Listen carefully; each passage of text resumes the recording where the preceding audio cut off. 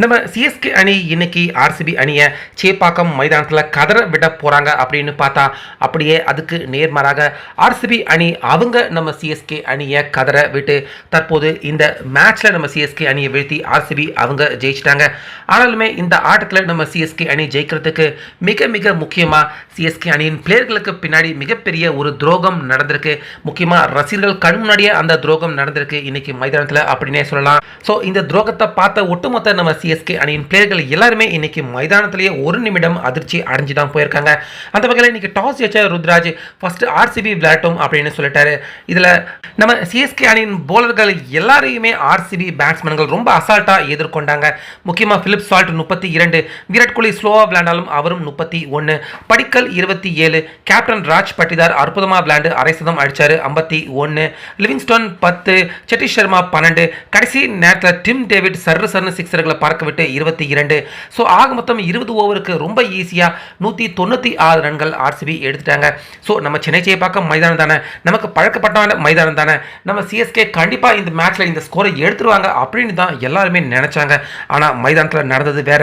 ராகுல் திரிபாட்டி, ரவிச்சந்திரன் ரவீந்திரா 2 பேருமே வந்தாங்க. ராகுல் திரிபாட்டி இன்னைக்கும் சரியாக விளையாடல, 5 ரன்னுக்கு அவுட் ஆயிட்டாரு. பின்னாடியே வந்த ருத்ராஜ் 0 ரன்னுக்கு அவுட் ஆகி ரொம்ப பெரிய அதிர்ச்சியை கொடுத்தாரு. அடுத்ததா தீபக் ஹுடா அவரும் 4 ரன்கள் தான்.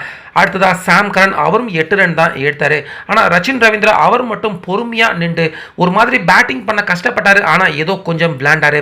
இப்படி சிஎஸ்கே விக்கெட்டுகள் அடுத்தடுத்துன்னு விழுந்துக்கிட்டு இருக்கிறப்ப மைதானத்தில் ஆட்டம் ஆரம்பித்த அந்த நேரத்தில் இருந்து நம்ம சிஎஸ்கே விக்கெட்டுகள் போட்டுன்னு விழுறப்ப அந்த இடத்துல வரைக்கும் மைதானத்தில் யாருமே எதிர்பார்க்காத சம்பவம் நடந்திருந்தது.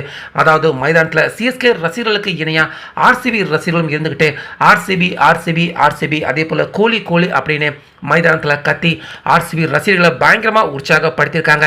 இது வரைக்கும் இத்தனை வருஷமாக ஆர்சிபி மேட்ச் இந்த மாதிரி நடக்கிறப்ப எப்பயுமே ஆர்சிபி ரசிகர்கள் இந்த அளவுக்கு மைதானத்தில் இருந்ததே கிடையாது. ஸோ அந்த காட்சி தருணத்தை ஒரு நொடி இங்கே நீங்களே பார்த்துங்க.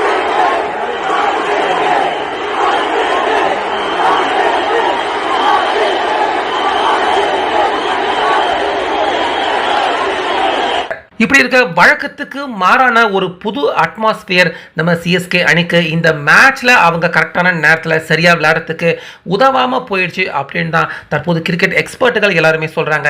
ஏன்னா சிஎஸ்கே மேட்ச் நடக்கிறப்ப சிஎஸ்கே பேட்டிங் பண்ணிக்கிட்டு இருக்கிறப்ப அவங்கள பயங்கரமாக என்கரேஜ் பண்ணி தான் பார்த்துருக்கோம். ஆனால் அவங்களுக்கு நேர்மாறாக சிஎஸ்கே ரசிகர்களுக்கு இணையான ஒரு கரகோஷம் சத்தம், முக்கியமாக ஆர்சிபி சத்தம் இதுவரைக்கும் நமக்கு டிவியில் கேட்குற அளவுக்கு சத்தம் இதுவரைக்கும் மைதானத்தில் கேட்டதே கிடையாது.